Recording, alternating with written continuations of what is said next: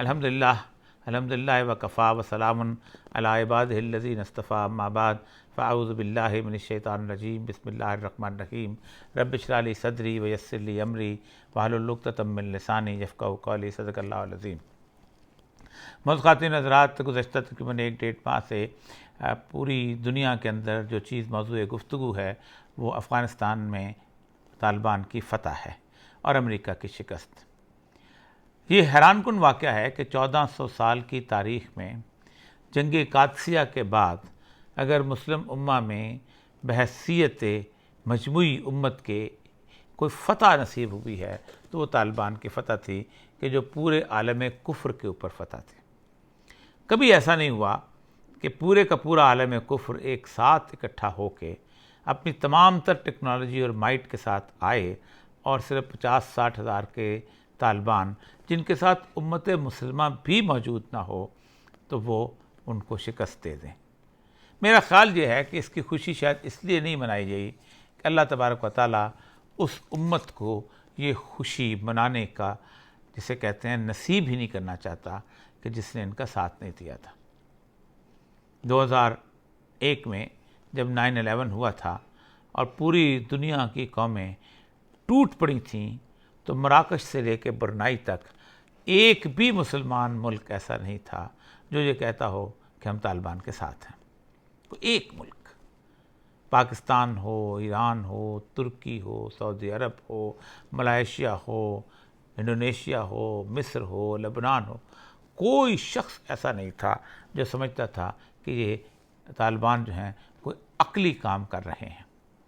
Even ये कि वो उनका जो तवक्कुल का तसव्वुर था अल्लाह तबारक व तआला के साथ, उसकी भी हंसी उड़ाई जाती थी। 20 साल की जंग, जहाद और जद्दोजहद ने आज उन्हें फ़तह व कामरानी नसीब की और अल्लाह का वो वादा पूरा हुआ कि कम मिन फ़ियतिन क़लीलतिन ग़लबत फ़ियतिन कसीरा, कि तुम अगर छोटे बेइज़्निल्लाह कि छोटे से ग्रोह के भी हो गए तो तुम एक बड़े ग्रोह पर गालिब आ जाओगे अल्लाह के हुक्म से।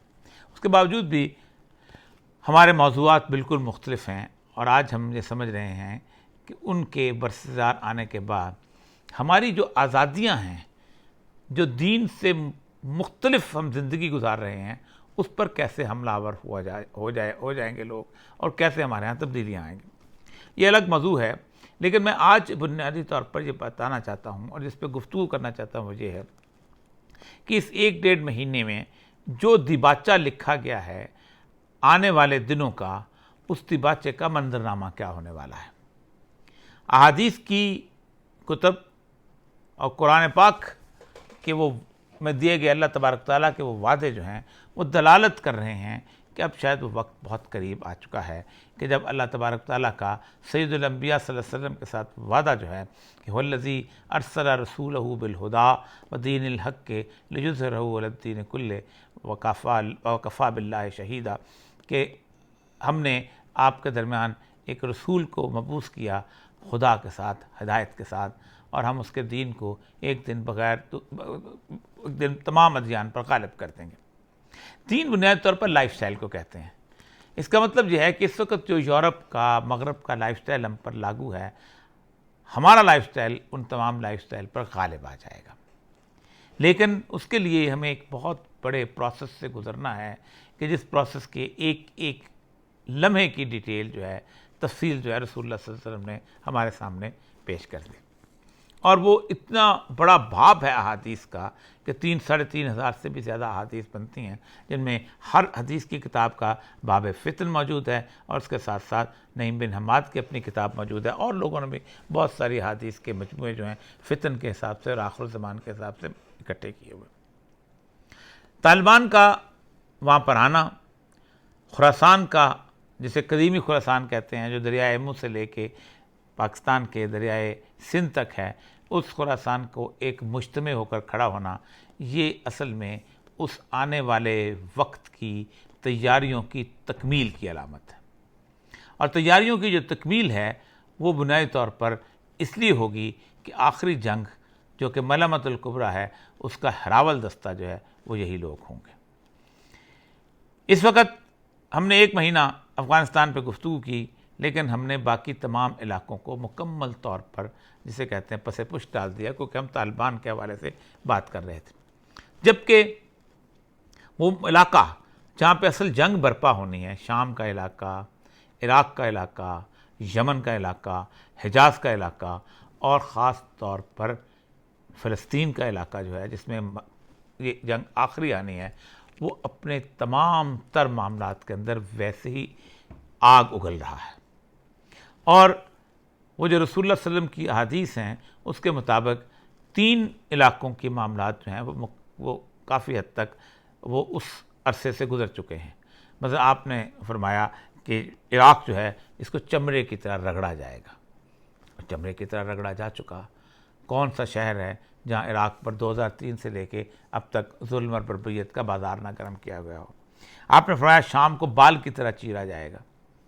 हलब का शहर ले लें, हमस का शहर ले लें, हुमा का शहर ले लें, 10 साल से एक जुल्म बर्बरियत का बाजार कर मैं अब भी वहाँ पर हमले होते हैं, लोग शहीद होते हैं, बच्चे दरबदर हो रहे हैं। 60 लाख के करीब वहाँ से महाजर हो चुके हुए हैं, 10 लाख बच्चे यतीम हो चुके हैं, 6 लाख लोग जो हैं वहाँ पर इस अपनी ज़िंदगी की बाजी हार चुके हैं। और फिर उसके बाद कि मिस्र को मेंगनी की तरह रेज़ा रेज़ा किया जाएगा। और उसके बारे में ख़ास तौर पे अमर बिन अलास रज़ी अल्लाह तआला अन्हु ने एक हदीस बयान की है कि तुम यहाँ से निकाले जाओगे। और क्यों निकाले जाओगे? कि तुम्हें कोई दुश्मन नहीं निकालेगा, तुम्हें दरियाए नील की खुश्की निकाल देगी। और इस वक्त जो इथोपिया का वहाँ डैम बन रहा है और मिस्र को जिस तरह वहाँ से उस पानी को गायब करने की कोशिश की जा रही है, दरियाए नील को खुश्क करने की कोशिश की जा रही है, वो भी कुछ ज़्यादा दिनों की बात नहीं नज़र आती। और वैसे भी वहाँ जो हालात बन चुके हैं आपस की लड़ाई के, वहाँ भी ये कैफियत पैदा हो जाएगी। और जो मशहूर हदीस जो है रसूलुल्लाह सल्लल्लाहु अलैहि वसल्लम की, वो जिसमें आपने फरमाया कि पूरी दुनिया में तबाही और बर्बादी होगी, बैदाल ख़राब वाली हदीस है, उसमें पहला जो इलाका है वो मिस्र है, तख़रबल मिस्र, जब तक कि मिस्र ख़राब नहीं हो जाता। यमन अभी तक चला आ रहा है और यमन में अभी तक वो जंगें और सारी चीज़ें हो रही हैं।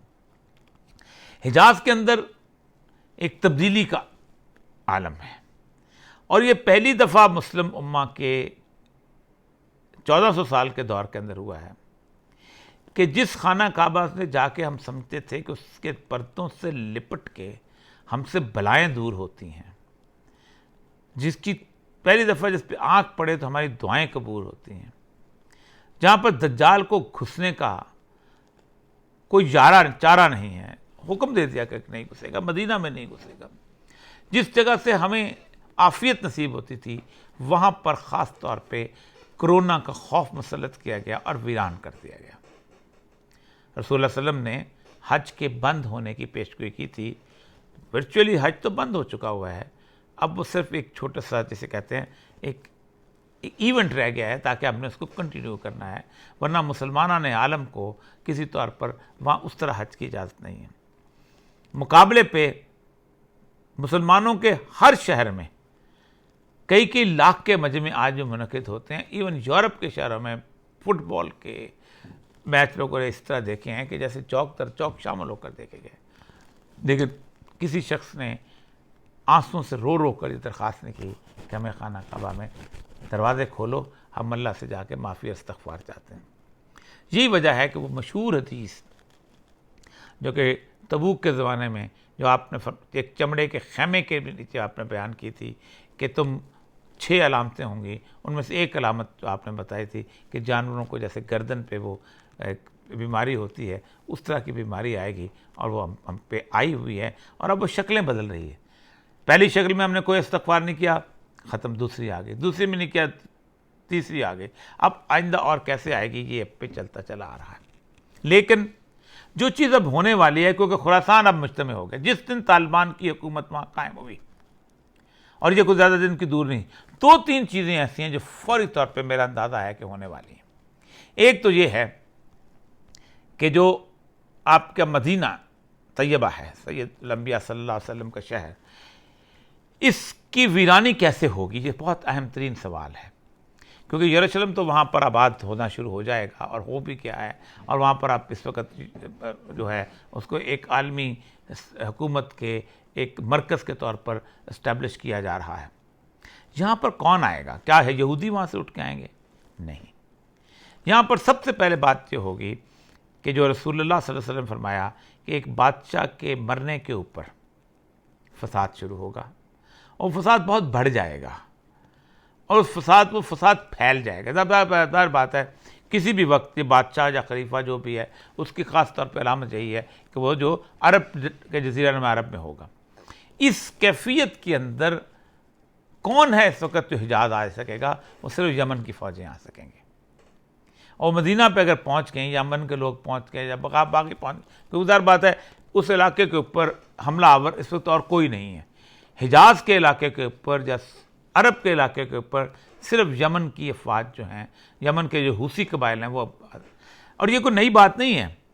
इससे पहले करामता वहाँ पर हमलावर हुए थे और हजर अस्वद उठा के ले गए थे, क्योंकि उनमें से एक शख्स ने इमाम मेहदी होने का दावा किया था, वो अहले तशय्यो में से थे और वो बहरीन के साथ तल्लुक़ रखते थे और 21 साल तक हजर अस्वद जो है खाना काबा के अंदर नहीं था। वो तो बाद में जैसे हासिल किया गया, एक लंबी कहानी उसमें जाना, तो ये कोई नई बात नहीं। ये दोबारा मुझे लगता है कि ये कैफियत वहाँ पर आएगी और उस कैफियत के अंदर एक शख्स भाग के मक्का आ जाएंगे और ये वो शख्स होंगे मक्का जो कि इमाम मेहदी जिसका के बारे में कहा जाता है कि उसको लोग पहचान लेंगे और उनकी बैत होगी। इमाम मेहदी की बैत तक पूरी दुनिया इस बात का शिकार होगी कि कतई नहीं कौन मेहदी है कि नहीं, क्योंकि इससे पहले बहुत दफ़ा मेहदी की अलामतें आ चुकी हैं। आपने फरमाया 30 झूठे जो हैं मेरी उम्मत में पैदा होंगे, 30 दज्जाल पैदा होंगे, जिनमें बहुत सारे जो झूठे जो हैं आपको भी पता है। मुसलमान कज़ाब से लेकर मिर्ज़ा ग़ुलाम अहमद कादियानी तक कितने झूठे हैं जब आए। लेकिन उसने अल्लाह तबारक तआला ने एक अलामत बताई है कि जब वो बैत होगी तो बैत होने के फ़ौरन बाद बात है कुछ लोग जमा होना शुरू होंगे, तो शाम पर जो शख्स हुक्मरान होगा उसके बारे में कहा गया कि वो बनु कल्ब से होगा। अभी जो बशार अल-असद हैं वो बनु कल्ब से हैं। सुफियानी का जिक्र भी एक हदीस में है, लेकिन असल अलामत उसकी जो बनु कल्ब से होगा, उसका ननिहाल वहाँ से। और आप भी शाम को देख आपको पता है कि हुकूमत उसके वहाँ, वो हिजाज के अंदर इस उठने वाली मूवमेंट, अब ज़रा सा देखिएगा, यमन में इस वक्त जितनी फोर्सेज हैं वो, और शाम में जितनी फोर्सेस हैं वो, और इराक़ में जितनी फोर्सेस वो, और उसके साथ लेबनान में जितनी फोर्सेस वो हैं, ये ख़ास मसलक से ताल्लुक़ रखती हैं, एक ख़ास आइडियालॉजी लेके आती हैं। ये बहरीन के अंदर भी चाहती हैं कि गलबा आ जाए, ये कुवैत के अंदर भी चाहते हैं कि गलबा आ जाए, और ये यमन के अंदर भी चला। ये शाम से जो फोर्सेस होंगी ये रवाना होंगी इमाम मेहदी की सरकोबी के लिए, जो उनका वहाँ पर बैत हो चुकी होगी, क्योंकि वो भी समझेंगे, ये इनके नज़दीक होगा कि वो शायद वो मेहदी जो है वो शायद सही नहीं है, जैसे आज से बहुत अरसा पहले खाना काबा वाले जो 80s में आया था वो था।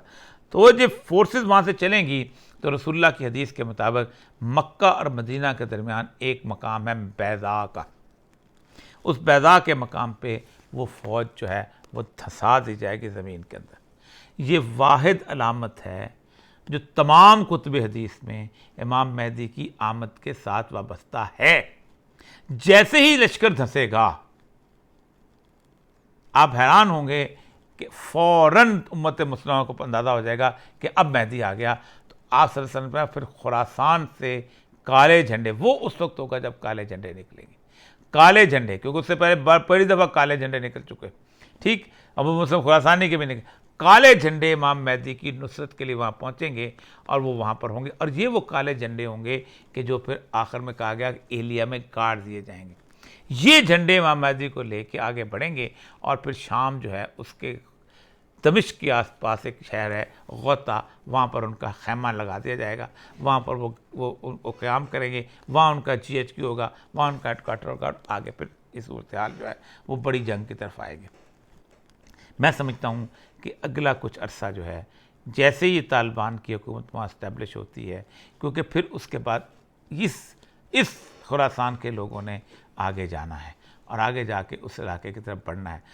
तो हज हो सकता है अगले हज से पहले और हो सकता है इस मुहर्रम के दौरान ये सारे के सारे मूवमेंट, जो कोई या मुहर्रम का जिक्र मिलता है या हज के कत्ले आम का जिक्र मिलता है, जो होता है इस मुहर्रम के दौरान किसी भी वक्त कोई भी कैफियत पैदा होती है। लेकिन मुहर्रम शायद मैं जल्दी भी कह सकता हूँ, क्योंकि अंदाज़ा है बात वक्त सिर्फ अल्लाह तबारक व तआला को मालूम है।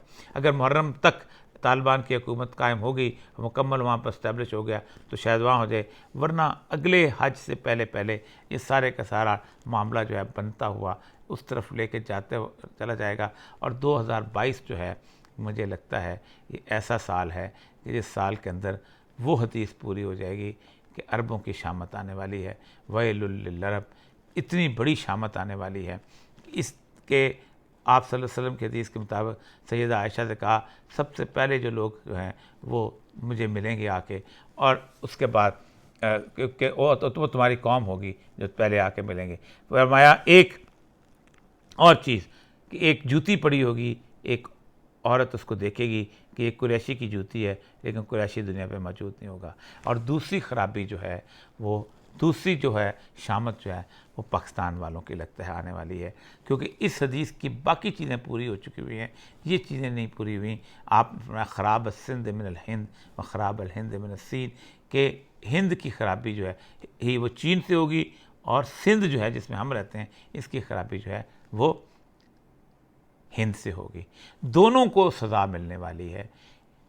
अरब को सज़ा इसलिए मिलने वाली है कि रसूलुल्लाह की दावत अरबी ज़बान में थी और उन्होंने उस दावत का सत्यानाश किया, उस दावत के साथ खिलवाड़ किया, उस दावत को कबूल नहीं किया, और आज अपनी उम्मत की सारी दौलत को अय्याशियों में उजाड़ दिया। हमें सज़ा इसलिए मिलने वाली है कि हमें एक खित्ता अता किया गया, बदतरीन अंग्रेज़ की और हिंदू की गुलामी से निजात दी गई। हमने वादा किया था कि हमने यहाँ पर एक दीन को कायम करना है और हमने एक लाइफस्टाइल को अपनाना है जो रसूलुल्लाह सल्लल्लाहु अलैहि वसल्लम का लाइफस्टाइल है। हमें सज़ा इसलिए मिलने वाली है कि हमने उस वादे को इफ़ा नहीं किया और 72 साल उसका इस्तेज़ा किया, उसका मजाक किया। ख़राब सिंध मिनल हिंद, अगर बाकी रसूलुल्लाह की हदीसें ठीक हैं तो फिर ये भी ठीक है कि हमारी सिंध की ख़राबी हिंद से होगी। उसके बाद याद रखिए ये जो ग़ज़वा हिंद है, इस ग़ज़वा हिंद के सिपह सालार को देखिए कहाँ से आएगा, ये बैतुल मक़दस से अफ़वाज का रवाना करेगा। वो फिर आएंगे और फिर आगे जाके पूरा इलाका जो है ये खुरासान के बाद नीचे का इलाका हिंदुस्तान से आज़ादी हासिल करेगा और हिंदुओं को जकड़ के लेके आएगा और हिंद को ख़राबी जो है वो चीन करेगा। तो इसका मतलब यह है कि आइंदा सालों में और चंद सालों में हो सकता है अगले साल के किसी वक्फे में जिन मुल्कों के ऊपर की शामत आने वाली है, एक जज़ीरा नुमा अरब है और दूसरा पाकिस्तान है।